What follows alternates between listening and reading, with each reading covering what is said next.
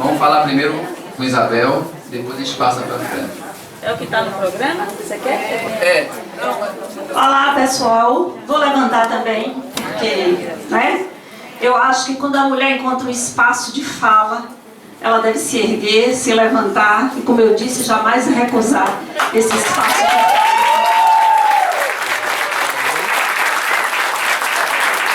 Porque já são tão poucos os espaços, não é? Já são tão poucos. A luta já é tão grande, porque a mulher faz parte daquele grupo oprimido do oprimido, a opressão da opressão.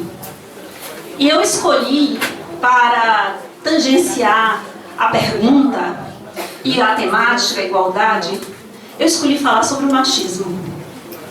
Falar sobre o machismo, primeiro porque às vezes esse é um tema invisível. E muitas vezes nós, mulheres, somos vítimas do machismo e nem sabemos. Muito tempo depois, quando eu já estava adulta, crescida, formada e mãe de filhos, foi que eu percebi que ao longo da minha trajetória eu fui vítima do machismo várias vezes, sem que eu me desse conta de ter sido. Porque está tão impregnado numa cultura judaico-cristã, patriarcal, que muitas vezes nós não nos damos conta de que estamos sendo vítimas do machismo, ou do assédio, ou da discriminação, ou do tratamento condescendente, que é o pior de todos. Porque nada é mais difícil de se lutar contra quando as coisas são dissimuladas. Por isso que o racismo também jamais foi enfrentado como deveria. Nós estamos ainda aguardando que a Lei Áurea seja assinada. Porque é disfarçado, é dissimulado. E é muito difícil você lutar quando as coisas são dissimuladas, quando as coisas não são declaradas. Então, falar sobre machismo, não só na nossa sociedade, mas eu escolhi recortar, porque é um tema amplo e o tempo é pouco, né? E eu gostaria de aproveitar ainda, claro, né? E dizer um contraponto também, né? Já que foi falado aqui. Então, antes de entrar no machismo, no espiritismo, que é o meu foco hoje, nesse trabalho dessa tarde, é dizer que eu não acho que o fato que os espíritas são bons, não. Eu acho que os espíritas são pessoas, né? E acho que o fato de ser espírita não credencia as pessoas a essa bondade. E acho que nós precisamos estar muito conscientes, porque se tem uma coisa que permeia de fato as relações nos centros espíritas, é a dissimulação e a falsidade e a hipocrisia. Eu acho que essas são doenças que nós precisamos enfrentar. Sair desse lugar, vocês precisam ver. Talvez aqueles, Rosseto, que não é espírita ainda, dizem, né? Se você entrar num centro espírita, você pensa que só tem anjo. As pessoas se chamam de irmãos, falam baixinho, se dão beijinhos, se colocam muito preocupadas com a caridade. Mas, como dizem, eu li em algum lugar, que a classe média, que é majoritariamente a classe média que forma os centros espíritas, gosta de caridade para fazer e dar cesta básica para pobre, para se sentir magnânimo, mas não gosta de justiça social, porque gosta de se sentir superior. Então nós precisamos encarar esse aspecto sombrio, agora numa linguagem junguiana, numa linguagem do terapeuta, do psicólogo Carl Gustav Jung, numa linguagem junguiana, nós precisamos enfrentar esse aspecto sombrio, não só do espiritismo, mas das religiões cristãs, né? Dessa aura de bondade e de caridade, mas que na verdade esconde os nossos aspectos sombrios. Então, quando o espírita diz há um a menos quando morre alguém, independente de sua ideologia, ele está mostrando o seu lado sombrio. Ele está demonstrando, a máscara está caindo e esta pessoa está demonstrando o seu lado sombrio. E nós precisamos estar atentos para não colocarmos essas eminências pardas do espiritismo na mesma proporção que os católicos colocam os santos e que os evangélicos colocam os pastores. E que nós tanto criticamos e no fim fazemos exatamente a mesma coisa. porque fulaninho que já escreveu não sei quantos livros e fala aqui no Brasil e fala no exterior, disse, então nós vamos dizer amém e fazer referência. Nós precisamos ter um olhar crítico. Recentemente eu fui fazer um trabalho em Itabuna, num centro espírita, e me foi feita também uma pergunta capiciosa sobre as declarações de Divaldo Franco. E quando eu comecei a me colocar, teve uma pessoa que se levantou e saiu. E olha que eu fui absolutamente respeitosa com a pessoa. Apenas critiquei as ideias, os argumentos. E pedi que as pessoas não confundissem a opinião com conhecimento. A opinião todo mundo pode ter a que quiser. Mas não pense que a sua opinião é conhecimento. Se você quiser transformar em conhecimento, estude, conheça, observe, escute. E escute principalmente o contraditório. Porque nós aprendemos muito com o contraditório. E estou aqui assim, muito feliz com algumas coisas que eu vi, com várias coisas que eu vi aqui. Eu estou aqui quase em êxtase. Porque é muito bom a gente ouvir os iguais, mas também é bom ouvir os não iguais. É bom ouvir os desiguais. E acho que o grande desafio é nós criarmos um diálogo com quem não pensa igual a gente. E foi colocado aqui algumas coisas a esse respeito. Essa construção do diálogo. Porque o diálogo é uma forma de argumentação não violenta. É a grande demonstração de civilidade. Então nós precisamos construir esse diálogo, e eu tenho repetido isso nos eventos e encontros do Partido dos Trabalhadores. Muitas vezes eu digo, nós estamos discursando para nós mesmos. Nós precisamos construir um diálogo com as pessoas lá fora. E Signates falou aqui, cadê ele? Não está aqui, mas está certíssimo quando diz que nós precisamos falar para fora. E outras pessoas aqui também colocaram, precisamos sair da bolha e falar para fora. Fazer essa construção é de extrema importância. Mas também nós precisamos enfrentar os nossos aspectos sombrios. Não é porque você abraça uma religião que você vira santa aureolada. Você continua sendo um demônio, por mais que você tente esconder o chifrinho, o rabinho e o tridente. Nós não somos criaturas bem intencionadas. Não acredite nas suas boas intenções. Se perceba na sua luz e na sua sombra, na sua pequenez e na sua grandeza. Eu acho que esse é o grande equilíbrio, a grande saúde mental que nós precisamos ter. Bom, falar sobre machismo no movimento espírita, parece que ainda é um tabu. E acho que as mulheres, e eu vou me dirigir em especial hoje, que aqui hoje, novamente é a maioria, e assim eu que falo em tantas casas espíritas, percebo essa maioria, e acho que as mulheres precisam assumir o protagonismo e trazer para o centro a discussão a respeito do machismo no espiritismo. Porque o machismo na sociedade está posto e existem muitas discussões. Mas nós precisamos fazer esse recorte e esse reconhecimento. E por que eu comecei a pensar sobre isso e falar sobre isso? Porque eu observei duas coisas. A primeira, majoritariamente os centros espíritas é formado, sustentado, mantido por mulheres. Da cantina, do passe, dos trabalhos de cura, dos trabalhos caritativos, do bazar, de mulheres.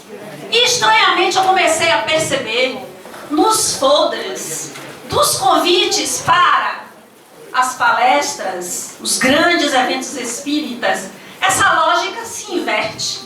E majoritariamente nós temos a fala de homens, e este evento aqui não está sendo diferente. Temos duas mulheres no universo.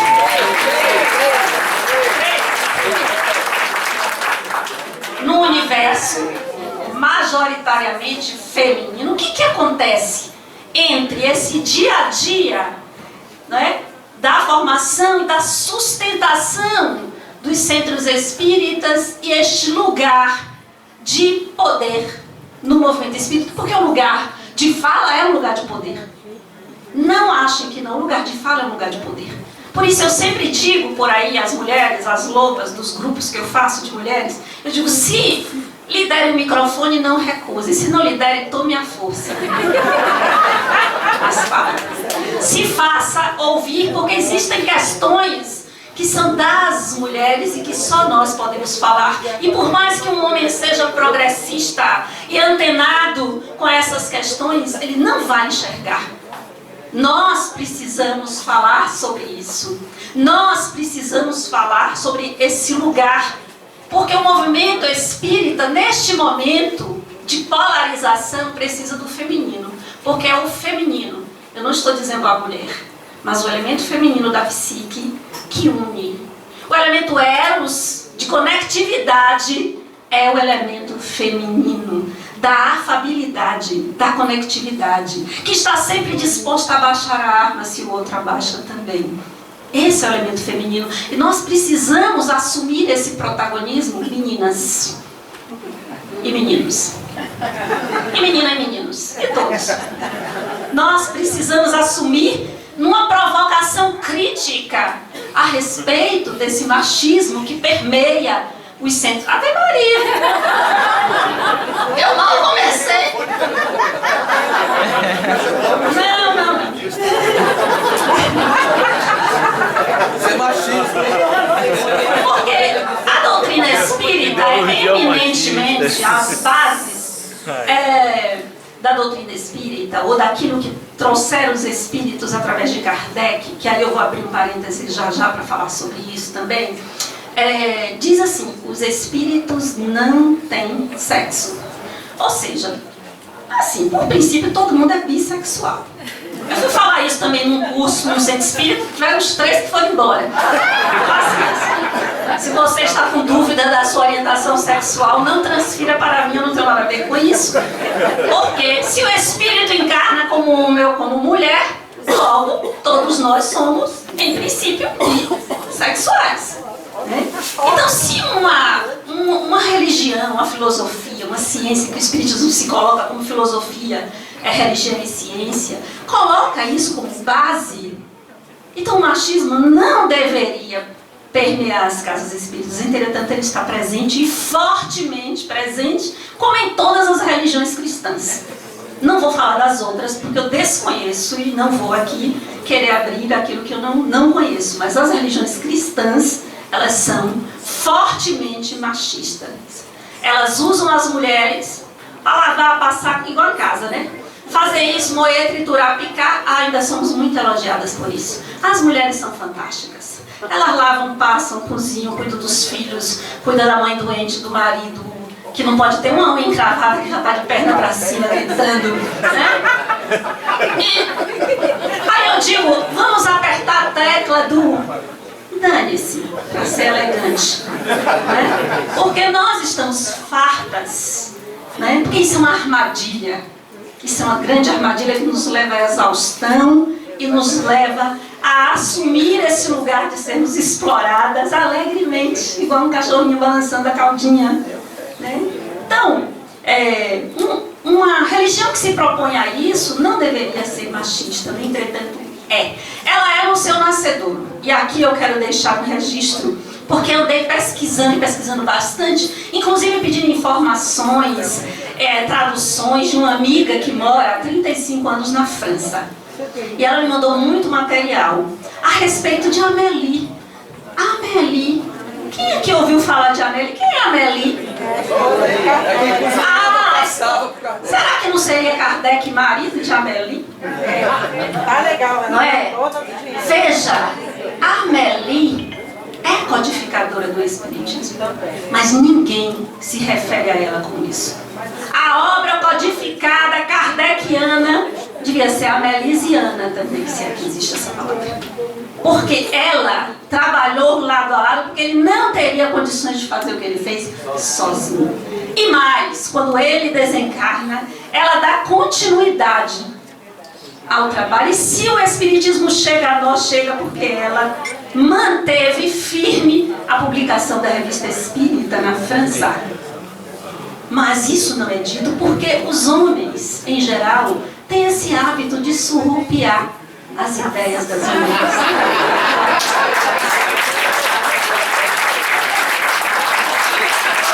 Foi assim DNA.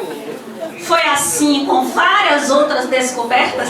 Inclusive, vocês vão morrer de curiosidade, eu dei uma ideia para um grande escritor espírita aqui, que todo mundo aplaude, e ele não me deu crédito. Ele colocou no livro dele e não me deu o crédito. Porque os homens se sentem no direito de surrupiar as ideias das mulheres. Então, eu tenho uma proposta, já que as pessoas perguntaram tanto. Eu quero fazer um grande encontro das mulheres espíritas, para que possamos discutir as nossas questões. O nosso empoderamento no movimento espírita, na direção do movimento espírita. Nós precisamos assumir isso, mas para isso nós precisamos superar o machismo dentro de nós. Porque isso é o homicídio.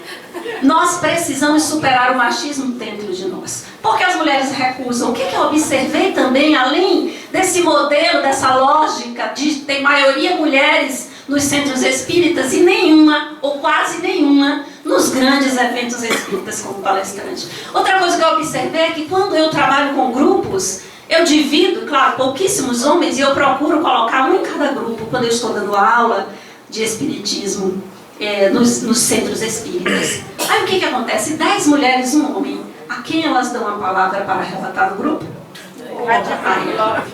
Não, fale você, por que vocês fazem isso?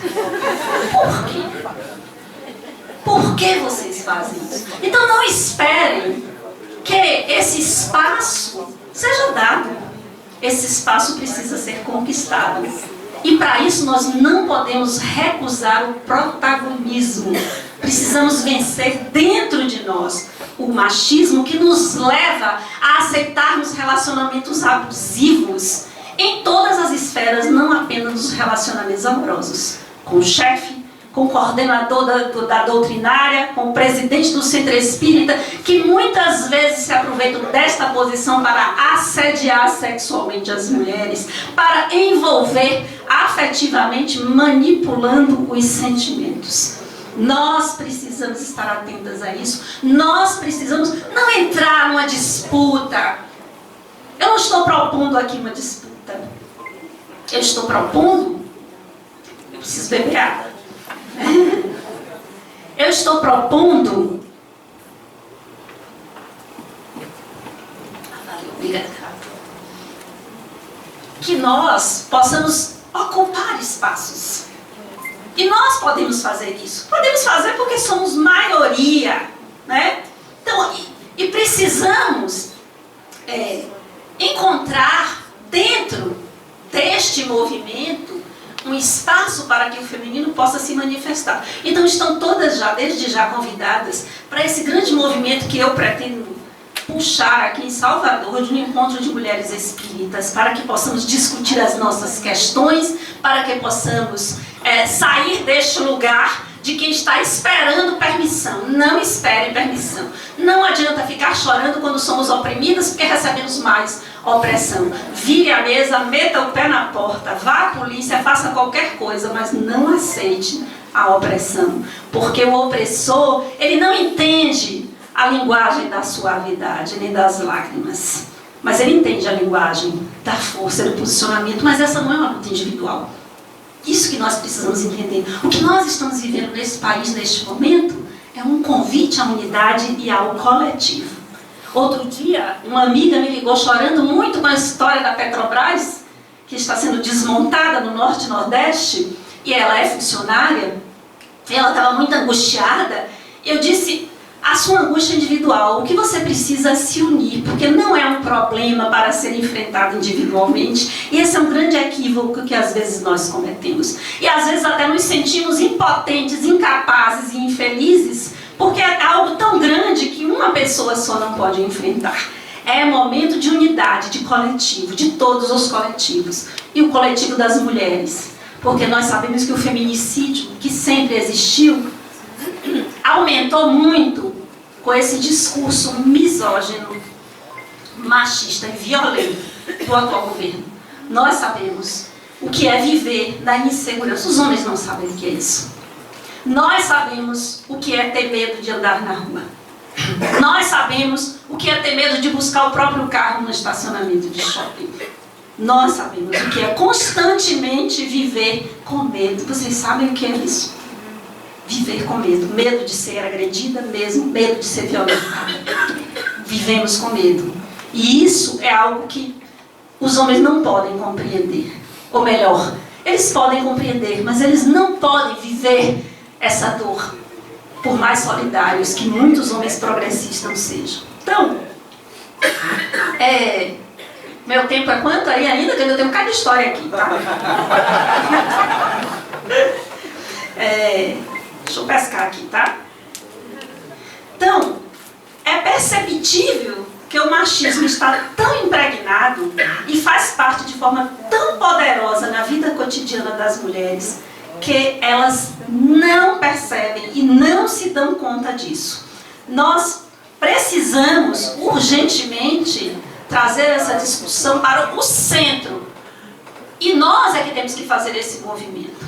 Porque na questão 822 do Livro dos Espíritos, Kardec faz perguntas exatamente a respeito dessas diferenças entre homens e mulheres. E ele pergunta assim, por que algumas culturas, olha, como se lá na Europa naquela época não fosse também, as mulheres são inferiores aos homens? E os espíritos respondem: a emancipação da mulher segue o progresso da civilização e sua escravização caminha para a barbárie. Então, a emancipação feminina, e Karl Marx viu isso também quando falou a respeito da estrutura da família, aquela época no qual a mulher era oprimida, e ele também enxergou na emancipação da mulher a emancipação da classe trabalhadora. Então nós temos um papel de protagonismo nas mudanças que estão nos angustiando neste momento. E nós não podemos recuar. Nós precisamos avançar. Nós precisamos fazer do nosso jeito, porque as mulheres precisam aprender a comandar do jeito de mulher comandar. Porque às vezes nós queremos comandar como se homens fôssemos. Como se isso tivesse mais valor. Não é uma questão de valer mais ou menos. Não é uma questão de disputar quem sabe mais ou menos, quem pode mais ou menos. Mas é uma questão de exercer o poder da forma feminina. E a forma feminina é absolutamente diferente da forma masculina. E uma vez uma pessoa me perguntou, mas por que nessa história aí que fala sobre a psicologia da mulher, a princesa, eu contei uma história para falar sobre isso, ela não falou logo, ela foi e deu um anel, e teve a primeira noite, e usou um vestido, depois usou outro. Eu disse porque esta é a forma feminina de exercer o poder e de chegar aonde quer chegar. De uma forma suave como a água, tão molinha, tão suave, mas domina com uma força e molda com uma precisão fantástica. Então, mulher é água, é lua, é profundidade. Nós somos diferentes, sim, e precisamos reconhecer essas diferenças, mas reconhecendo a igualdade na diferença, porque é assim que se é igual. A igualdade não é igualdade entre diferentes, mas por princípio somos iguais, respeitando as nossas diferenças, aí sim alcançamos a justiça relacionada com a igualdade. E ele já está ali me sinalizando, né? Pessoa também, é demais. Eu não acho muito justo isso, mas tudo bem. Então nós precisamos reconhecer. E os centros espíritas, muitas vezes, com esse pensamento machista, eu fico me perguntando, quando chega uma mulher vítima de relacionamentos abusivos, o que será que os nossos... como eu esqueci agora, que fazem a recepção das pessoas, atendimento fraterno, achei a idade que já está, atendimento fraterno, eu tenho essa carinha aqui, mas eu sou avó, atendimento fraterno. Eu fico pensando, o que será que é dito a essas mulheres? Será que não é dito a mesma coisa que o pastor diz? Não, minha filha, você é a varoa, ele é o varão. Ah, eu digo, e se não tiver um varão, for uma varinha, eu não...